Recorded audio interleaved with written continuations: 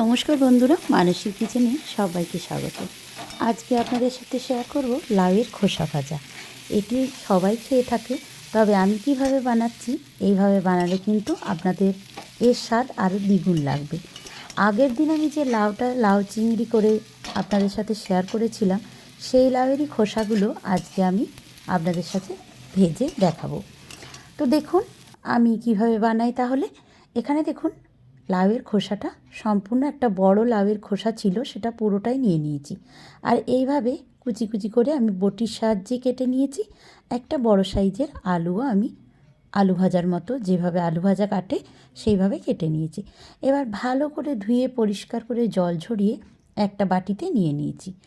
এবার আমি এটার মধ্যে লবণ আর হলুদ বেশ কিছুক্ষণ মাখিয়ে রেখে দেবো। এটা 10 থেকে 15 মিনিট রাখলে ভালো হয়, না হলে কিন্তু 5 মিনিটও রাখার চেষ্টা করবেন।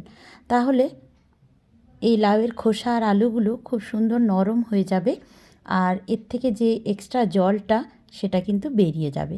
তাই ভাজতেও সুবিধা হবে, খুব চটজলদি ভাজা যাবে, আর খেতেও ভালো লাগবে।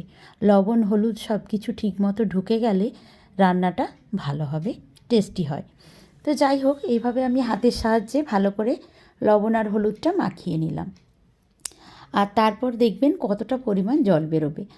আমরা হয়তো সকলেই লাউয়ের খোসা ভাজা খেয়ে থাকি, কিন্তু আমার মতো করে আজকে আমি যেভাবে বানাচ্ছি সেইভাবে একবার বানিয়ে দেখবেন।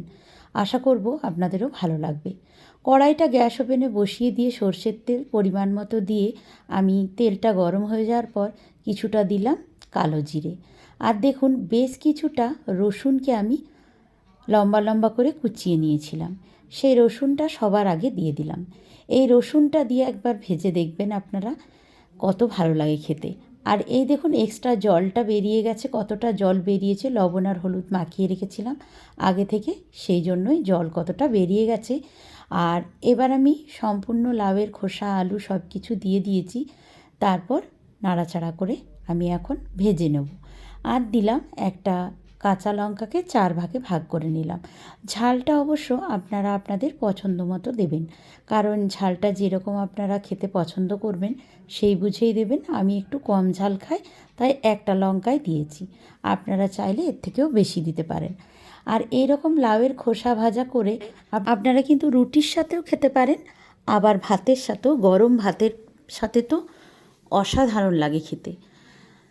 তো যাই হোক, রুটি ভাত আপনারা দুটোর সাথে এটা খেতে পারবেন।